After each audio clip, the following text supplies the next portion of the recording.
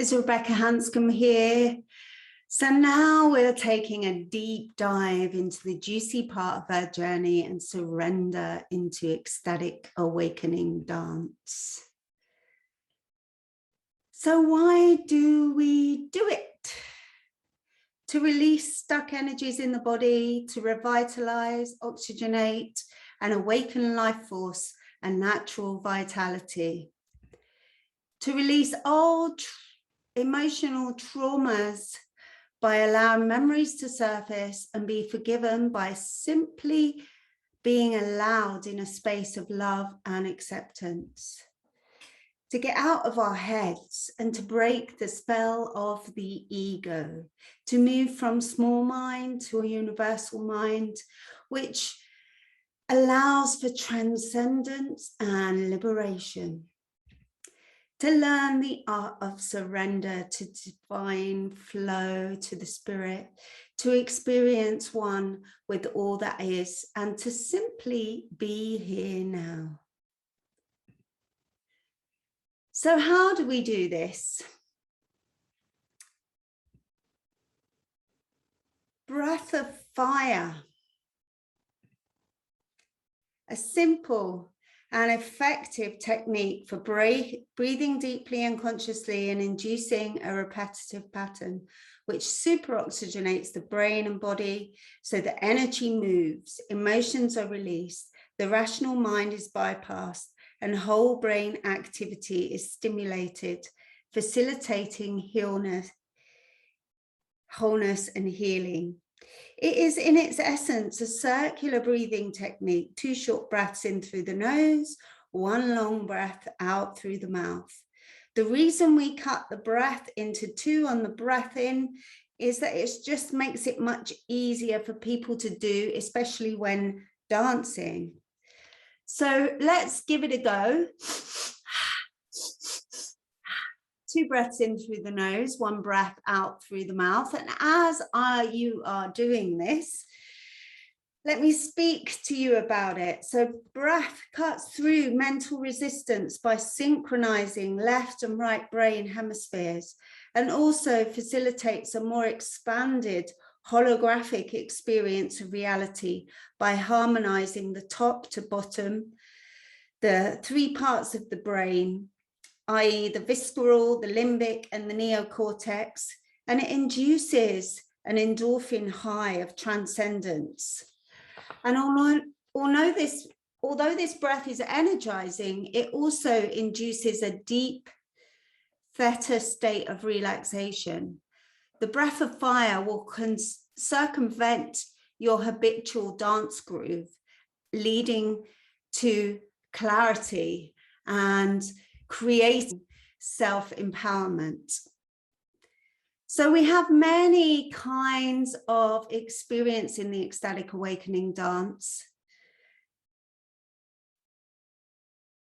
We may have dreamlike inner visions where we see and feel things that have a dreamlike nature. It takes us on a journey inside. We may have emotional release, expression of suppressed emotions, especially anger and rage, sorrow and grief. We may experience the inner child, that fragmented, buried part of ourselves may surface, i.e. the hurt child. So vulnerability, tenderness, abandonment can come up. Maybe traumatic or painful childhood memories surface to be seen, integrated and healed. Or maybe the magical child, the wonder child, finding that space of innocence and playfulness. So you may get in touch with your animal nature, those pre-verbal aspects of self, for example, sounds, postures, and internal sensations of being an animal, raw, wild, free, feeling your gut instinct. Power animals can gift you with their presence, usually to impart wisdom or an energy you need to embrace in yourself. We may get in touch with the juice, the sexual energy, the awakening of the seducer and the seductress, the dance of feminine and masculine energies, reliving of fertility rites, sensations of creative life force moving through the body, a whole mind-body orgasm.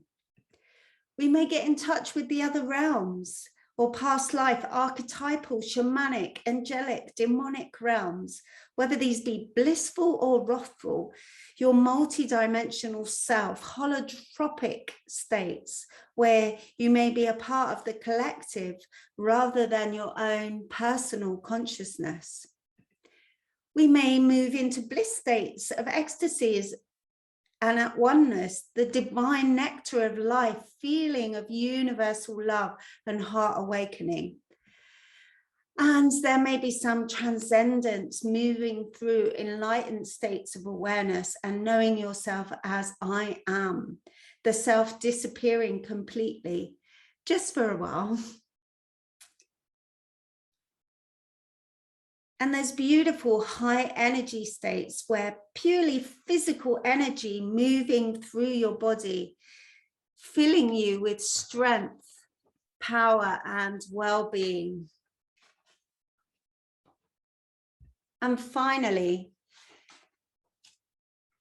there may be struggle and limitation, physical or mental heaviness, mind chattering, a heightened awareness of your self-limitations, beating up on oneself, chastising your existence.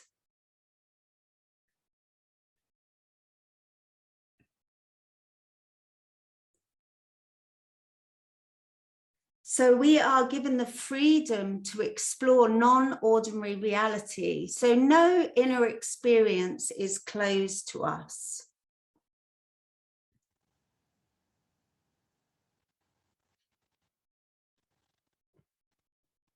And so at the end of our dance, we just drop. Nothing to do, nowhere to go, just being here now. With these simple instructions.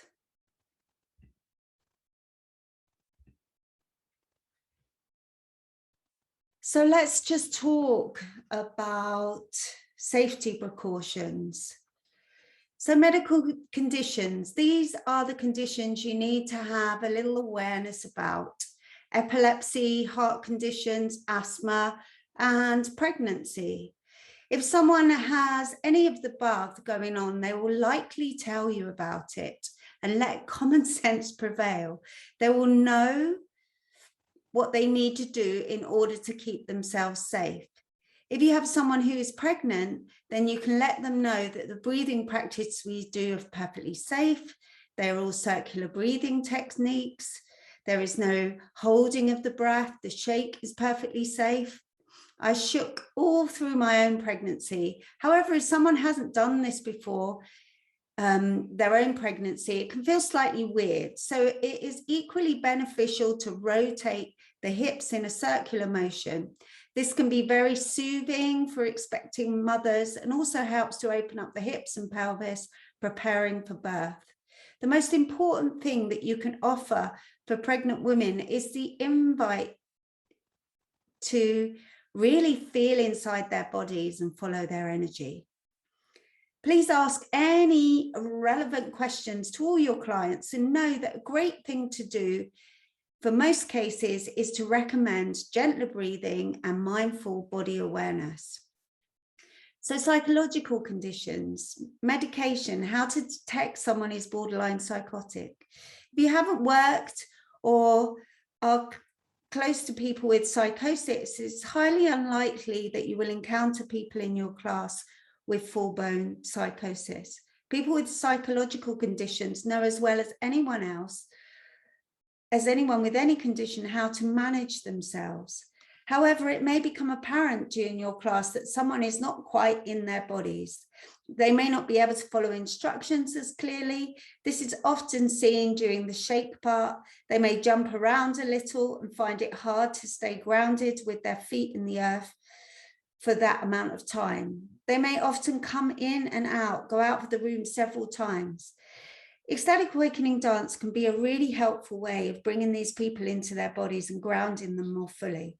I recommend slower breathing rather than the energies of the breath of fire. But for the most part, your job is just to hold a grounded and cleared space for others, so that slowing your breath and becoming aware of your feet on the earth is also important.